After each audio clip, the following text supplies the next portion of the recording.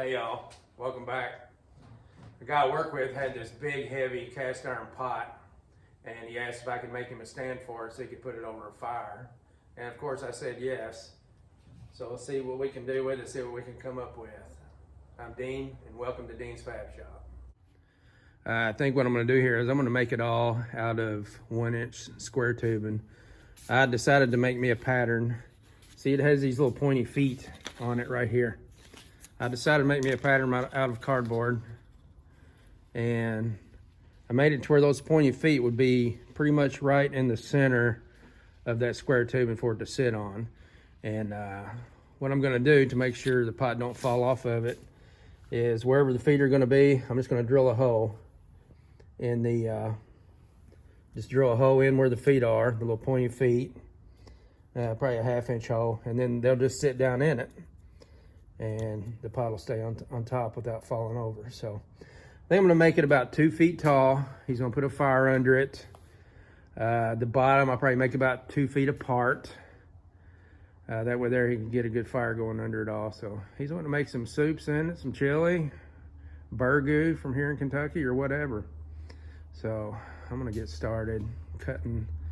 I've already cut these out for this. I need to miter these at 45, put them together and make them this size right here, weld it together, and then I can start on the legs.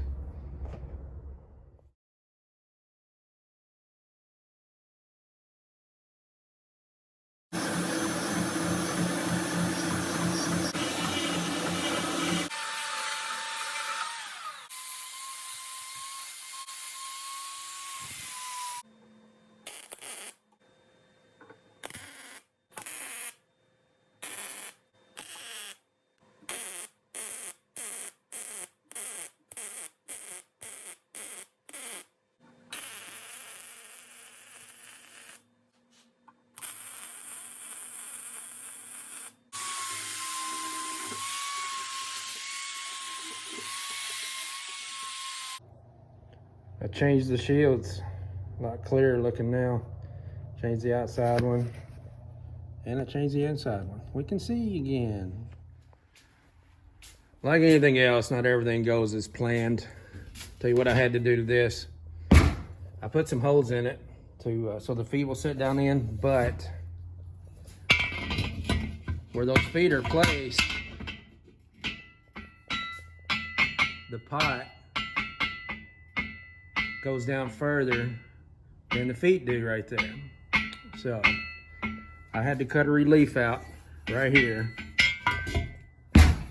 so it would fit. So now what I do is I just, the hole that I put in here, just put that down over that foot,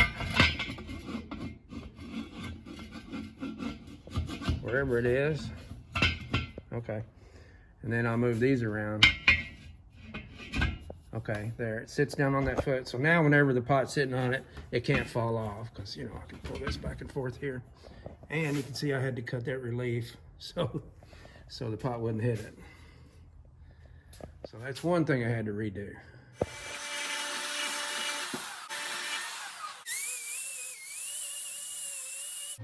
All right, I got the legs made for it. Just gonna set these in place. I got the angle cut on them. So set them in place on here, tack them on, and then measure everything out before I weld it solid.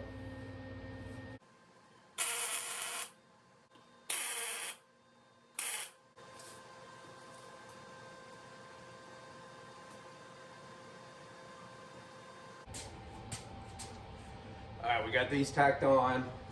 I went ahead and cut out some braces. I'm gonna put them in here.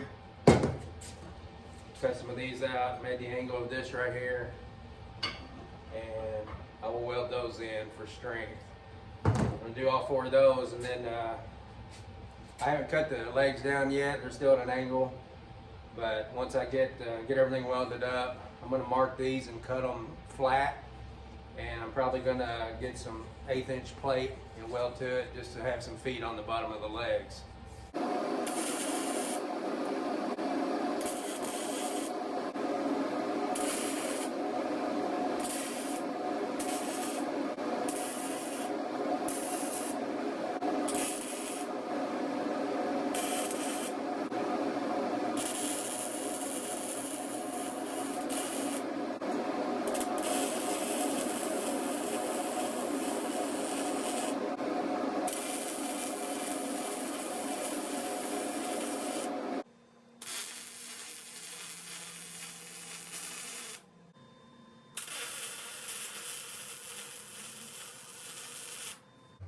All right, I got the feet all marked.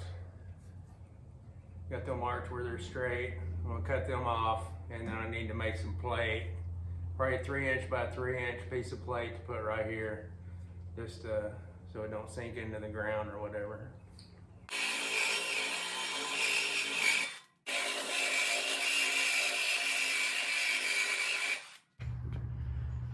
I got it all leveled up. It don't wobble. It's about the right height that I need. I made it a little bit wider at the bottom instead. He's gonna build a fire under here, and the pot will hang down right there. So I've got the feet made.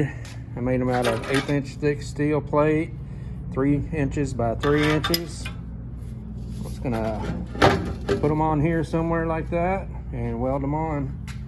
Give it some support on the ground. Let's get these things welded on, folks.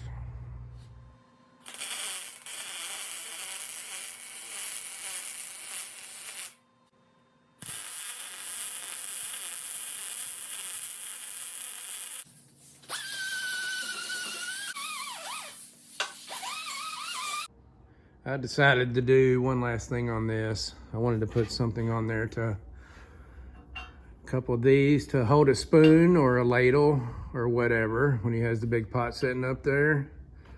Here, that'll be good. There's a little accessory holder there. So we're gonna get those welded on. You know what? I think I'm ready to paint this thing. It'll be done after that. I wanted to show you one thing though. The other day, my son went out and bought a manual tire changer at Harbor Freight, and you know, I've seen a lot of bad reviews on them, this, that, and the other, but he got it anyway. I'm like, well, you know, for the money, let's just see what we can do with it. Very cheap, very cheap. This right here, those right there were just like a 3/16 thick plate, and you try to break a bead on it and they would flex. So what we do, we added some square tubing to it, and that really helped it out. Did a few other little things to it. He put this on it before we bolted it to the floor, which helped it a little bit. But we went ahead and bolted it to the floor. These are still hard manual labor. And unless you have a welder and a little bit of, you know, fab skill or whatever, I wouldn't get one. But even this tube right here is really thin. It's like 1 5/8" tube, 1 3/4". I'm gonna get some thicker 1 3/4", probably 1/8" thick, and replace that.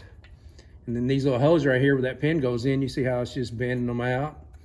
When you push down on it to break a bead, well, I'm probably gonna put some metal bungs in that, and that'll help that a lot too, even though I'm gonna make it thicker and put some 1 3/4" tubing in it. So anyway, just thought I'd let you know, if you get a tire changer from Harbor Freight, be ready to modify it.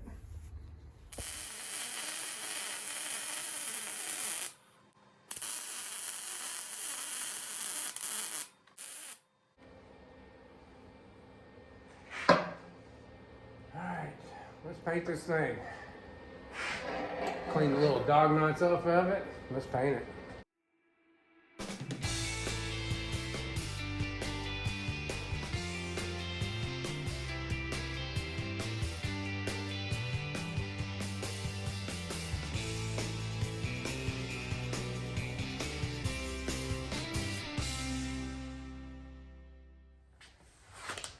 Thanks for watching. I really appreciate it. If you don't mind, subscribe to the channel.